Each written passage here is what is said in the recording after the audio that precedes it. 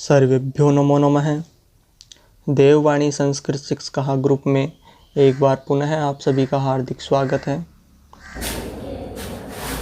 नमो नमः। पिछली कक्षा में हमने हरि शब्द के शुरू के जो 5 रूप होते हैं, प्रथमा विभक्ति के 3 रूप और द्वितीय विभक्ति के एक वचन और द्विवचन के बारे में पढ़ लिया था। तो वो रूप कैसे बनते हैं उनके बारे में अध्ययन किया था। ठीक है, आज हम अन्य रूपों के बारे में अध्ययन करेंगे। तो उससे पहले अपना एक सूत्र आता है, रसवश्य गुण है। ठीक है, रसवश्य गुण है। सूत्र कहता है, कल एक सूत्र आया था जसीच। जसीच सूत्र क्या कह रहा था कि जो रस्व अंग है उसका आगे कौन सी विभक्ति होनी चाहिए, जस विभक्ति होनी चाहिए, तो उसका क्या हो जाता है, गुण हो जाता है। यही था ना सूत्र। लेकिन ये सूत्र भी सेम ऐसे ही है। ये कहता है इस रस्व अंग का गुण होता है, लेकिन आगे कौन सी विभक्ति होनी चाहिए, संबोधन। कौन सी विभक्ति होनी चाहिए, संबोधन का सु होना चाहिए। क्या होना चाहिए, सेम जसीच का अर्थ है कि रस्व का गुण होता है, लेकिन आगे संबोधन का सु होना चाहिए, यानी संबोधन का एक वचन में काम करेगा ये सूत्र। समझे इसका मतलब? इसका अर्थ लिखो तो लिखना कि रस्वंत अंगस्य गुणे भवति संबोधने सुपरेर। हिंदी में लिखोगे तो रहते, और वैसे रस्वंत अंगस्य गुणे भवति, संस्कृत में बता रहा हूं, आगे लिखोगे संबोधने एक वचने सुविभक्ति परे। ठीक है, ये इसका अर्थ हो गया। तो यहाँ पर अपने पास इसका उदाहरण बनता है, रूप बनता है हे हरे। क्या बनता है, हे हरे। शब्द अपने पास है हरि शब्द, हे हरे बनता है। तो इसकी प्रातिपदिक संज्ञा कर देंगे। ठीक है, अर्थवत धातु रह प्रत्यय प्रातिपदिकम सूत्र से और स्वजस मोड वाले सूत्र से संबोधन के एक वचन में विभक्ति आएगी सुविभक्ति। ठीक है, संबोधन के एक वचन में कौन सी विभक्ति आएगी, सुविभक्ति। वही इसका अनुबंध करेंगे तो बचेगा वही से। ठीक है, उसी उपदेश से अनुनासिक से हो जाएगी, तो रूप रह जाएगा हरि प्लस से। इसके बाद में वही सूत्र रहेगा एक वचनम संबुद्धि। एक वचनम संबुद्धि। तो ये सूत्र क्या कह रहा था कि संबोधन का जो एक वचन होता है उसकी संबुद्धि संज्ञा होती है, तो इसकी क्या कर देगा, संबुद्धि संज्ञा कर देगा, यानी संबोधन बढ़ा दिया इसको। संबुद्धि संज्ञा का मतलब इसका संबोधनवाचक चिन्ह लग जाएगा। क्या होता है, हे लग जाएगा इसके आगे। ठीक है, तो हे लग गया यहाँ, तो रूप रह जाएगा हे हरे प्लस सु। ठीक है, हरि प्लस सु। ऐसे मान लेते कि इसका हे लग गया, ये संबोधनवाचक चिन्ह है। वैसे मूल शब्द क्या है अपने पास, हरि है। ठीक है, इसका मतलब ये सीधा सा। अब इसके बाद जो सूत्र आ रहा था रसवश्य गुण है। कौन सा सूत्र आएगा, रसवश्य गुण है। रसवश्य गुण क्यों लगेगा यहाँ पर, रसवश्य गुण सूत्र क्यों लगेगा, ये देखो अंतिम वर्ण क्या है, रस्व, और आगे विभक्ति कौन सी, संबोधन का एक वचन है, तो इस रस्व वर्ण का क्या कर देगा, गुण कर देगा। इस स्थाने ए गुणे कृते, ई के स्थान पर ए गुण कर देगा। रूप लिख दो हरे। ठीक है, ये तो वो संबोधनवाचक चिन्ह लग जाएगा, हरे प्लस श। आप देखो एंगंत है, अंत में क्या है, ए आर है। अंत में क्या है, ए आर है, संबोधन में है, यस है। तो यहाँ पर अलंज्ञा पे दीर्घ सुति से प्रथम हल से नहीं होके एंग रस्वा संबुद्धि से इसका लोप हो जाएगा।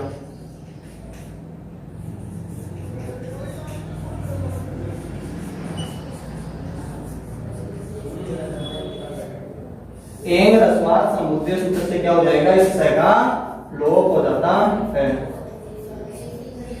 स का लोप कर दो तो बचेगा अपने पास क्या है, हरे बचेगा। तो इसका संबोधनवाचक चिन्ह होगा तो हे हरे। चिन्ह तो ये होता है ना, ये संबोधनवाचक वर्ड है ना, तो हे हरे रूप बन जाता है। केवल एक सूत्र लगेगा, रसवश्य गुण है।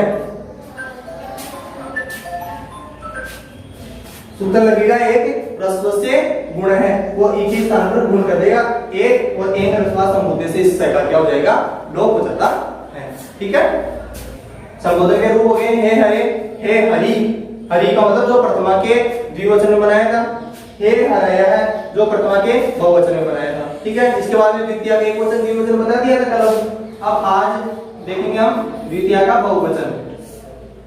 ठीक है, द्वितीय का बहुवचन। हालांकि मैं तो आपको शॉर्ट में बता दूंगा, लेकिन आपको सेम जो रामान रूप बनाया था, राम शब्द का रामान बनाया था, सेम उसी प्रकार ये हरिण बनेगा। देखो फटाफट देख लेते हैं। हरि शब्द है, प्रातिपदिक संज्ञा करने के बाद में द्वितीय के बहुवचन में विभक्ति आएगी सस, सस का अनुबंध करेंगे अस, ठीक है। वही प्रथमावाची और द्वितीयवाची अक के बाद में अचार है तो प्रथम में पूर्व सवर्ण से क्या हो जाएगा, पूर्व सवर्ण दीर्घ हो जाएगा। इस ई और इस के स्थान पर दीर्घ क्या हो जाएगा, बड़ा ई, तो है री से, ठीक है। फिर वही सस का बचना नहीं है, सस का सही है अंतिम, तो तस्मात् ससो नपुंसी यानी पुल्लिंग में इस स के स्थान पर क्या कर देगा, न, स के स्थान पर क्या कर देगा, न, तो है री न, ठीक है। यह ऋण रूप बन जाएगा।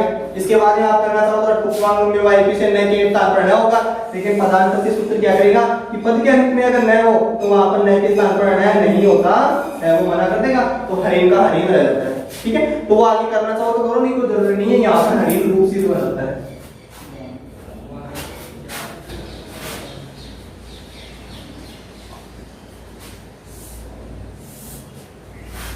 इसके बाद में नया सूत्र आता है अपने सेसो घ्यात सखी।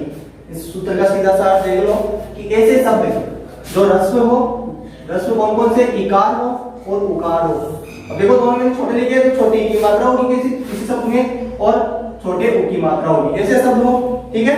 और वो पुल्लिंग में हो और उनकी नदी संज्ञा ना हुई हो, वो नदी संज्ञक शब्द ना हो, ठीक है, वो नदी संज्ञक शब्द ना हो और वो इकार और उकार वाले अंत में हो, अंत में हो जिसके इकार या उकार आते हो, तो उन शब्दों की क्या होती है, घी संज्ञा होती है। कौन सी संज्ञा होगी, घी संज्ञा, जो खाने वाला घी मस्त समझ लेना, उस घी का ऐसे लिखते हो उस घी को, तो यहाँ पे इसकी घी संज्ञा होती है, ठीक है। लेकिन एक शब्द और छोड़ के उस शब्द की भी नहीं होती, या तो उसकी नदी संज्ञा नहीं होनी चाहिए तब वो घी संज्ञा, और वो सखी शब्द भी नहीं होना चाहिए, क्योंकि सखी शब्द में भी छोटी की मात्रा ही है, ठीक है। सखी शब्द में भी छोटी की मात्रा, लेकिन सखी शब्द में भी घी संज्ञा नहीं होती है। देखो सखी शब्द को छोड़कर, नदी संज्ञक शब्दों को छोड़कर अगर ई और उ अंत वाले शब्द आ रहे हो तो वहां पर उनकी घी संज्ञा होती है। समझ गए? दोबारा देख लो कि इकारांत और उकारांत जो ह्रस्व शब्द है उनकी या तो नदी संज्ञा नहीं हुई हो और ना वो सखी शब्द भी नहीं होना चाहिए, उनके अलावा जितने भी शब्द है उनकी घी संज्ञा होती है।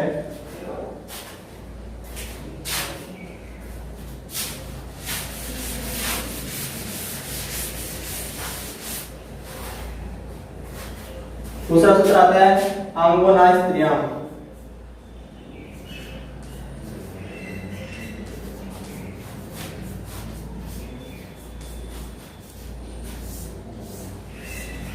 आंगो ना स्त्रियां, ठीक है।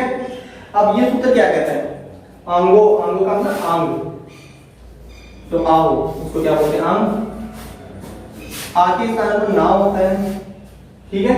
ए स्त्रियां, आंगो आंग, ना का मतलब ना लिख दिया मैंने, और यह ए लगता है, तो ए स्त्रियां यानी स्त्रीलिंग में नहीं, स्त्रीलिंग में नहीं, ये इसका विग्रह हो गया। अब देखो कि जो टा विभक्ति होती है, कौन सी विभक्ति होती है, टा विभक्ति होती है, उसका अनुबंध करते तो क्या बचता है अपने पास, रैखिक संज्ञा होती है तो क्या बचता है, आ बचता है, तो आ को क्या बोलेंगे, आंग बोलेंगे। आ को क्या बोलते हैं, आंग।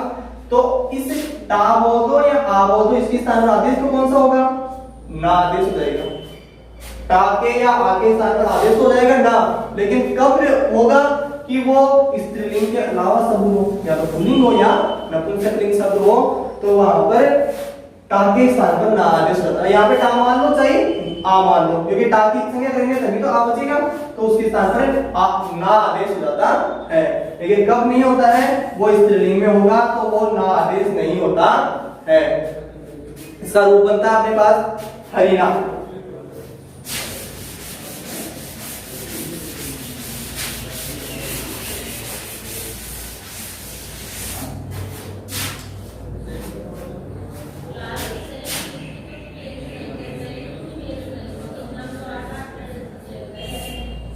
हरिणा रूप बनता है। कौन सा रूप बनेगा इसका, हरिणा। शब्द कौन सा है अपने पास, हरि शब्द है, हरि शब्द है, अर्थवद धातु है, प्रत्यय प्रातिपदिकम सूत्र से वही प्रातिपदिक संज्ञा हो जाएगी, स्वउचित मोड सूत्र से तृतीया के एक वचन में विभक्ति आएगी, टा विभक्ति। कौन सी विभक्ति आएगी, टा विभक्ति आएगी, ठीक है। टा विभक्ति कर दी तो रूप बन जाएगा हरि प्लस टा। तो यहाँ पर चुटू सूत्र से इसकी संज्ञा कर देंगे, तस्य लोप से इसका लोप कर देंगे, तो टा का क्या बचेगा अपने पास, आ बचेगा। तो ये आम हो गया ना। अब देखो इसके बाद में सूत्र आया था शेषो ज्ञसकी।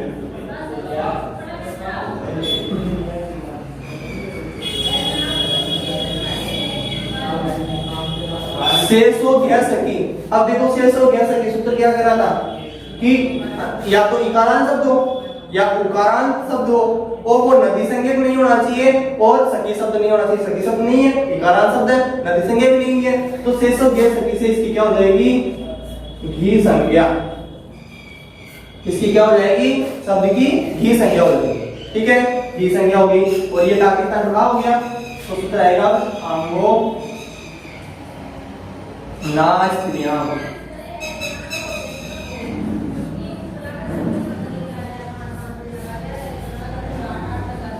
आंगो ना स्त्रियां कौन सा सूत्र है, आंगो ना स्त्रियां। आंगो का मतलब मैंने बता दिया, आंग का मतलब जो आ बचा है उसको आंग बोलेंगे। अब चाहे इसको टा बोल दो या आ बोल दो, दोनों कहेगी। तो इस टा की तो आ बचा है इस संज्ञा करके, ये आंग हो गया।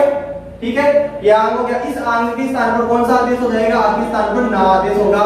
लेकिन कब होगा, वो स्त्रीलिंग में नहीं होना चाहिए। तो ये शब्द कौन सा चल रहा है, अजंत पुल्लिंग प्रकरण में चल रहा है। तो ये अजंत शब्द है, यानी पुल्लिंग में आएंगे। तो यहाँ पर सूत्र आंगो ना स्त्रियां से क्या हो जाएगा, टा स्थाने कर दो या अपने पास अभी आ बचा है तो आ के स्थान पर कर देंगे। आ स्थाने ना आदेश से करते हैं।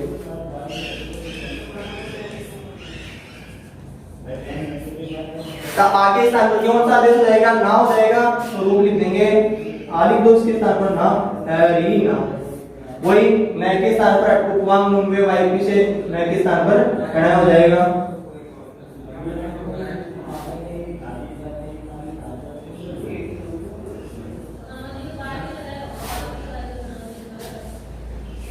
अटकुवांग नुम्बे वायु के सूत्र से क्या हो जाएगा, इस न के स्थान पर एना हो जाता है। ठीक है, तो रूप बन जाएगा हरिणा। क्योंकि अनंत न के स्थान पर क्या आगे आ तो बच जाएगा, तो ना के स्थान पर ना हो जाएगा, रूप रह जाएगा हरिणा। एक बार पुनः देखो फटाफट। हरिणा रूप है, हरि शब्द है, प्रातिपदिक संज्ञा करने के बाद में तृतीय के एकवचन में विभक्ति आएगी टा, अनुबंध हो करेंगे आ बचेगा। शेषो ज्ञसकी से इसकी घी संज्ञा हो जाएगी। आंगो ना स्त्रियां से आगे स्थान पर ना हो जाएगा, टा मान लो या आप मान लो। ठीक है, हरिणा अटकुवांग नुम्बे वायु से नकार हो जाएगा हरिणा। ठीक है, इसको घर पे एक बार अलग से कोट करने की कोशिश करना ताकि अच्छे से समझ में आ जाए आपको। उम्मीद करता हूँ आपको आज की कक्षा समझ में आई होगी। फिर भी कोई समस्या है तो कमेंट बॉक्स में अपने सुझाव जरूर दें ताकि आपकी समस्याओं का समाधान हो सके। और वीडियो को अपने विद्यार्थियों सहपाठियों के साथ अधिक से अधिक शेयर करें ताकि अन्य बच्चों को भी लॉकडाउन में घर बैठे अपनी पढ़ाई जारी रखने में फ़ायदा मिल सके। धन्यवाद। जयतु संस्कृतम, जयतु भारतम।